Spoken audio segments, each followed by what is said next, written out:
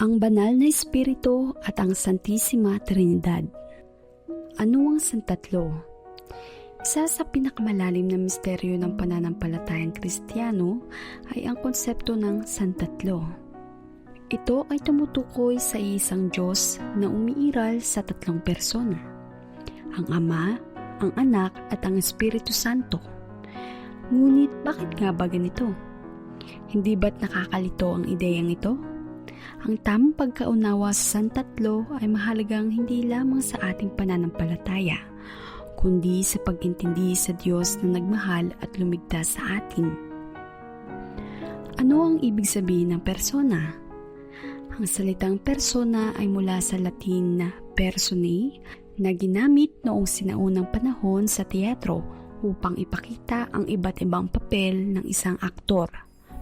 Sa teolohiya, ang bawat persona ng Santatlo, Ama, Anak at Espiritu Santo ay may natatanging relasyon at papel sa kaligtasan ng tao.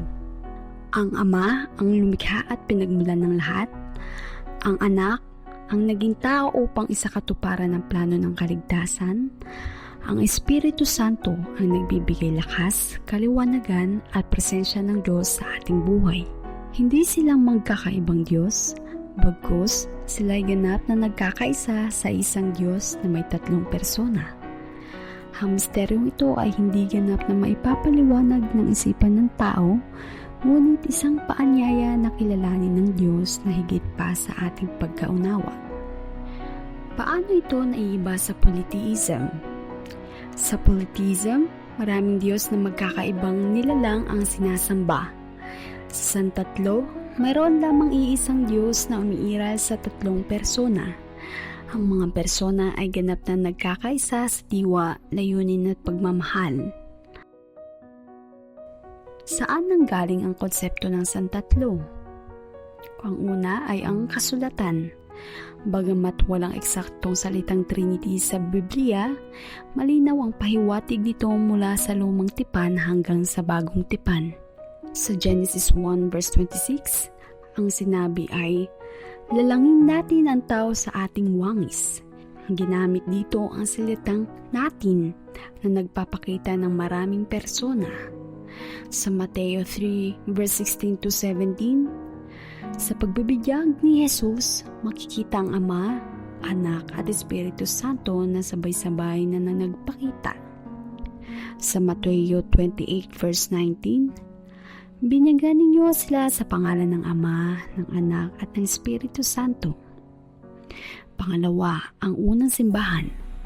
Sa konseho ng Nikea noong 325 AD, pinagtibay ang doktrina ng Santatlo upang labanan ang maling paniniwala tulad ng Arianism na nagsasabi si Jesus ay hindi tunay na Diyos.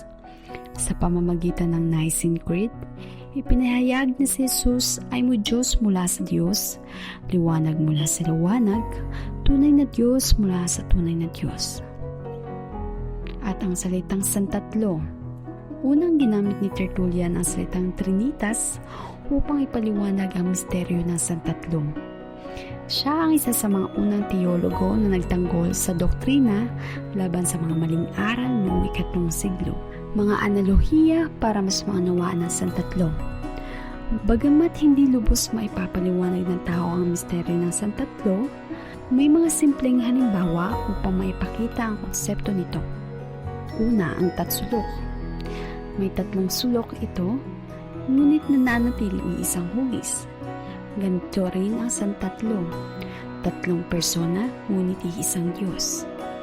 Pangalawa, ang tubig. Ang tubig ay maaaring likido, yelo o singaw.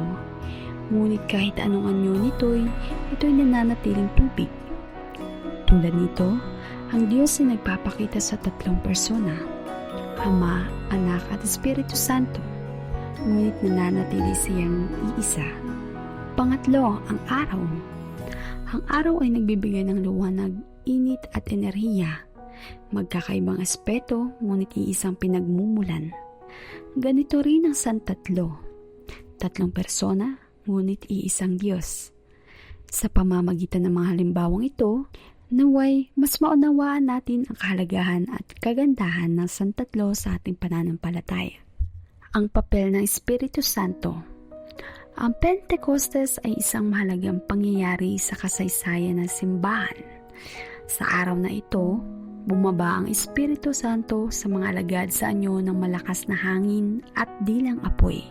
Sa Gawa 2 verse 1-4. Ano ang papel ng Espiritu Santo? Una, tagapagturo ng katotohanan. Siya ang nagbibigay linaw sa mga aral ni Jesus. Pangalawa, tagapagbigay ng lakas. Sa mga unang Kristiyano, ang Espiritu Santo ang nagbigay ng lakas upang harapin ang pag-uusig at ipangaral ang Ebanghelyo. At ang pangatlo, tagapamagitan sa dasal. Sa oras na kahinaan, siya ang gumagabay sa ating panalangin. Kahalaga ng Pentecostes. Ang araw ng Pentecostes ang nagsilang sa simbahan bilang katawan ni Kristo. Sa pamamagitan ng Espiritu Santo, ang mga alagad ay naging masigasig sa kanilang misyon na ipalaganap ang Ebanghelyo sa buong mundo. Ang tanda ng krus, simbolo ng santatlo. Ano ang tanda ng krus? Ang tanda ng krus ay isang simpleng panalangin at kilos na nagpapahayag ng ating pananampalataya sa santatlo. Ginagawa ito sa pamamagitan ng paglalagay ng kamay sa noo, ang Ama, dibdib, ang Anak at balikat, Espiritu Santo. Bakit mahalaga ang tanda ng krus? Ang una ay ang pagkilala sa santatlo. Sa bawat kilos, inaalala natin ang Ama, Anak at Espiritu Santo. Pangalawa, paggunita sa krus ni Kristo. Paalala ito ng sakripisyo ni Jesus para sa ating kaligtasan. At ang pangatlo ay ang pagpapabanal sa gawain. Ginagamit ito bago at pagkatapos ng dasal o gawain bilang alay sa Diyos. Buhay na patutuo ng santatlo. Ang santatlo ay higit pa sa konsepto. Ito ay patunay ng pagmamahal at pagkilos ng Diyos sa ating buhay.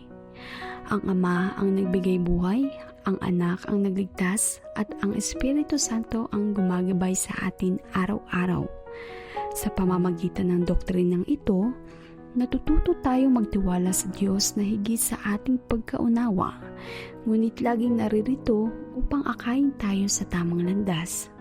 Ang santatlo ay misteryo ng Diyos, panyaya na tanggapin siya bilang Ama, Anak at Espiritu Santo, isang Diyos na nagmamahal at gumagabay sa atin magpakailanman.